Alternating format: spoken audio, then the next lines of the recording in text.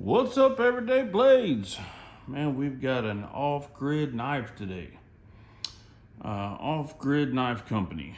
They are a United States-based company, designer that uses a popular OEM overseas that builds fantastic knives, knives. And I picked this up, but I wanted to check it out and see what the hype is. There's a lot of knives in this space, this $200-ish space. It's a crowded space. So I wanted to see what they were offering and see if they live up to the bill, if they're worth the money. And so today we're going to find out. I've carried this for several days, used it, lightly used it, in an office setting, open boxes. And one of my favorite things about this knife, two of my favorite things. My first favorite thing is that lockup. It just has a sound that is killer. Kind of reminds me of a Medford, and that may be a negative for some of you guys, but for me, I like that solid lockup sound. One thing I couldn't find was the satin blade. They do offer them. They didn't have it when I got this one.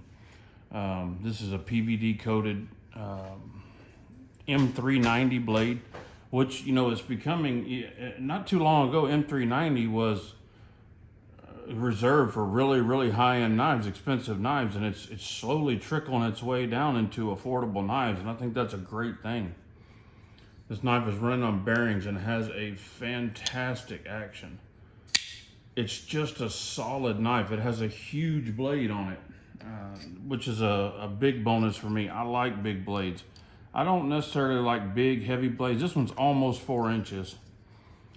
The total overall length is 8 3/4. So it's a big knife that carries easy. It doesn't have a wide carry profile. This knife is beautiful to me with these carbon fiber inlays, the DLC coated titanium, PVD coated titanium with the carbon fiber inlays. And it's just done very well. The fit and finish is killer. PVD coated hardware. The action, the lock bar pressure is perfect. There's no issues. You can open, this is a big thing for me.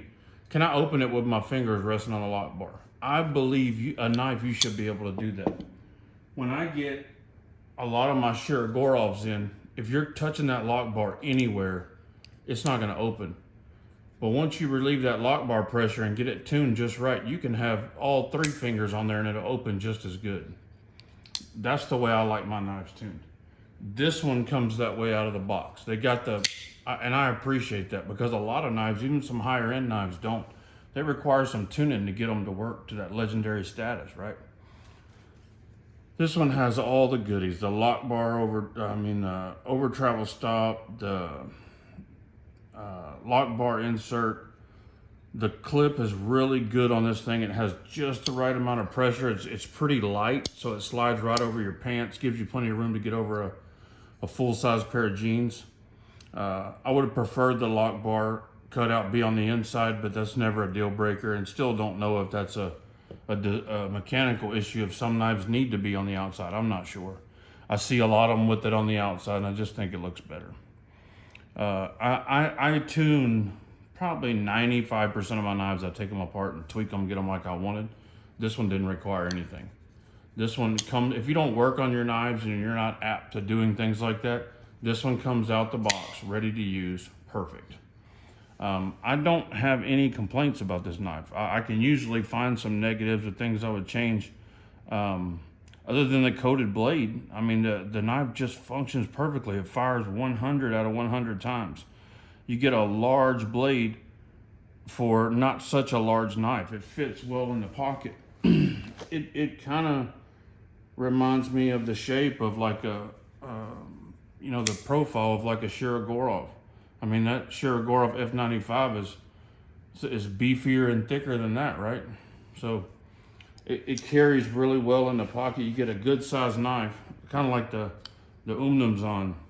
You get a beefy knife that carries really well. You don't have a big beefy knife in your pocket taking up all your space and dragging your pants down.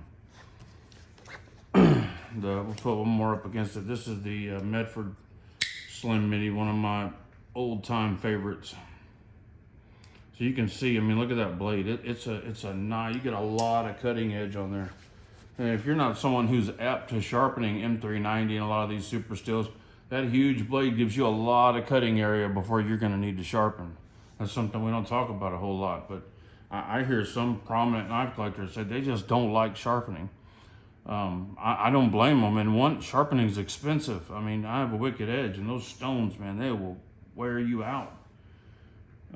Let's check the weight.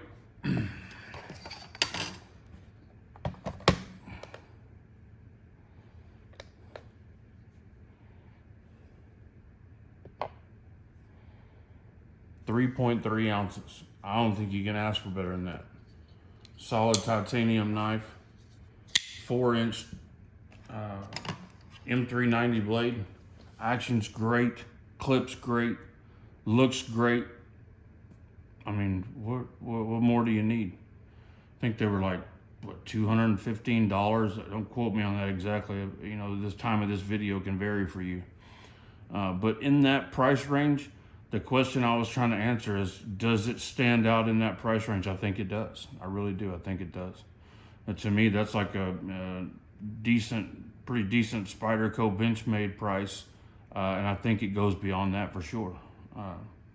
They hit the nail on the head. We Knives doesn't mess around. They build great knives. So, guys, appreciate you watching. God bless you and your families. Say a prayer for our country. Please, if you're interested, go check out our Patreon. The link is in the description. Our Patreon members, Tier 2 and Tier 3, will receive all of the knives we get in for review. We're going to give away to those guys. It's just a few dollars a month. You can even do the $3 one to help support the channel. The stuff really helps out. Even the knives we get in, the shipping on each knife is $9. We give all that stuff away, but every person that wins something, it's $9, $9. We pay all that. So that Patreon helps us out with that, and we appreciate it. The more help we get, the more stuff we can give away. Giving away, 10 knives cost us $100 in shipping nearly. So, guys, have a good evening. Thanks for watching. Later.